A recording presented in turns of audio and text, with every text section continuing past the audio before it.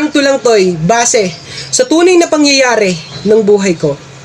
Tungkol sa pinakaunang babaeng nagpatibok ng puso ko nung high school pa ako. Kaya mahal, hindi ko man naipagtapat ang lihim na pag-ibig ko sa'yo, ay naniniwala kong darating ang araw na maririnig mo ang tulang to. Makinig ka, para sa'yo to.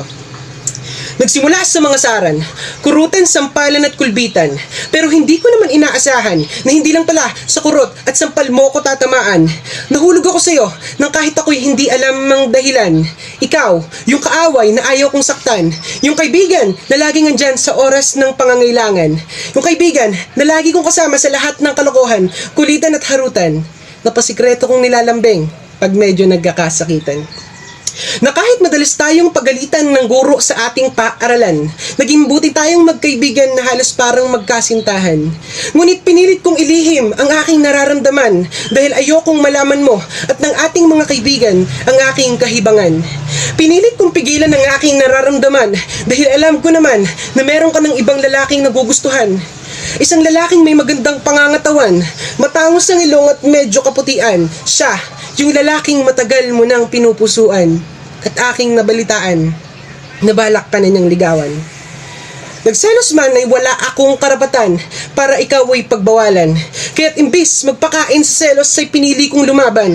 Nagbawas ako ng timbang at nagpalakas ng katawan. Bumili ako ng perla na kayang paputiin kahit balat pa ng aswang. Pinilit kong sa kanya'y makipagtagisan. Lumaban ako ng papogian. Marahil ay maraming nagsasabing hawig siya ni Daniel Padilla. Malamang isa na rin yun sa mga dahilan kung ba't gustong gusto mo siya. Pero sinta, hindi sa pagmamayabang ay may kamukha rin naman akong artista. Si Betong Sumaya. Ako yung Betong Sumaya na araw-araw mong kasama para pasayahin ka. Na handang gawin ng lahat na hindi kayang gawin ng iba. Yung lalaking handang maghintay hanggang maging akin ka. Lumipas ang ilang araw nang tayo'y muling nagkulitan. 2:00 ng tanghali nang tayo'y biglang nagkatitigan. Tumawa tayong dalawa ng walang dahilan na ako'y kinakabahan. At ako'y biglang napaisip at napagtanto na sa kabila ng linaw at ganda ng iyong mga mata ay yun din palang labo na magkatuluyan tayong dalawa at maging akin ka. Pero hindi ako sumuko. Pinilit kong lumaban kahit nakayuko hanggang sa dumating ang araw na pinakahihintay ko. Ang araw ng birthday mo. Inimbitahan mo kaming pumasok sa loob ng bahay niyo at ang saya-saya ko. Sabay, ako'y napaisip na pagkakataon ko na to. Pagkakataon ko na tong iparamdam ang lihim na pag-ibig ko sa'yo. Kaya't pagtapos nating kumain, agad akong nagpalakas sa mga magulang mo. Nagpresenta akong maghugas ng plato at ng kung ano-ano. Sabay, may masamang espiritong sumapi sa aking pagkatao na papraning ako. Naisipan kong dilaan ang kutsarang ginamit mo. Pero hindi natuloy yung plano ko. Nung tinawag ako ng kuya mo, nagpakita siya sa akin ng kung ano-ano, gulong-gulo ako. At pagbalik ko sa lababo, magkakahalo na yung mga plato. Hindi ko na alam kung alin dito yung sayo. Nasira yung pangarap kong matikman yung laway mo. Este yung pagmamahal mo. Hindi ko na dinuloy yung plano ko sa takot na yung kutsara ng tatay mo yung makuha ko. Pero okay lang, dahil alam ko naman na darating ang araw na ikaw naman ang maghuhugas ng aking kinainan. Kaya't naghugas agad ako ng plato, kuskus dito, nilinis ko ng todo-todo. Sabay, may dumungaw sa bintana ng bahay nyo at dahan-dahan siyang pumasok ng pinto. Kinakabahan ako. Teka, kilala ko to. Siya yung pangit mong manliligaw na gustong gusto mo. Gupong-gupo sa kanya yung nanay at tita mo. Agad mo siyang pinaghanda ng malinis na plato at kutsarang hinugasan ko.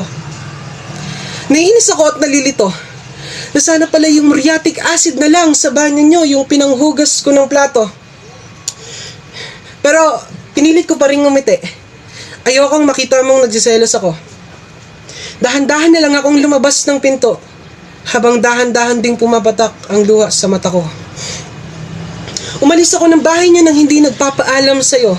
Kailangan kong ikalma ang sarili ko dahil nasasaktan ako.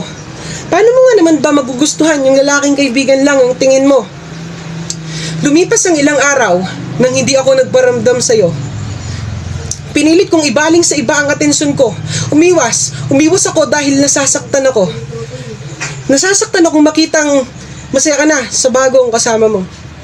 Wala. Talo na naman ako. Hanggang sa dumating ang araw na pinagsisisihan ko sa buong buhay ko. Hindi ko matanggap na ako ang dahilan ng paglayo ng babaeng mahal ko. Ni hindi mo na ako kinikibo. Hindi ka na rin sa tabi ko umuupo. Hindi na rin tayo sabay kumakain ng tanghalian. Hindi ka na rin sa akin sumasabay sa lahat ng galaan. Nagkakasalubong tayong dalawa nang hindi nagpapansinan.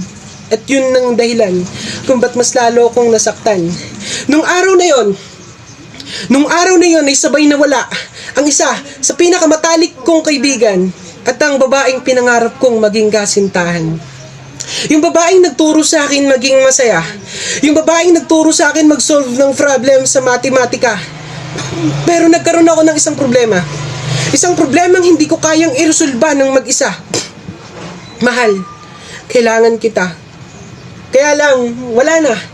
Mukhang malabo na talaga. Malabong maibalik pa natin ang dating ligaya dahil umalis at umiwas ka na. Naniwala lang naman ako sa love is blind nung nakilala kita. Kaya nga hindi mo ako makita, di ba? Kahit mahal na kita. Pero okay lang, ganun naman siguro talaga pag pangit ka.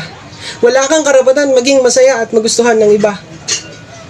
Pero maging masaya ka sana sa kanya. Mahalin ka sana niya ng sobra-sobra. At wag kulang mababalitaan na iwan at saktan kanya. Dahil mahal, magtago o tumakbo man siya, pangako, hahanapin at iitakin ko siya. Yun lang.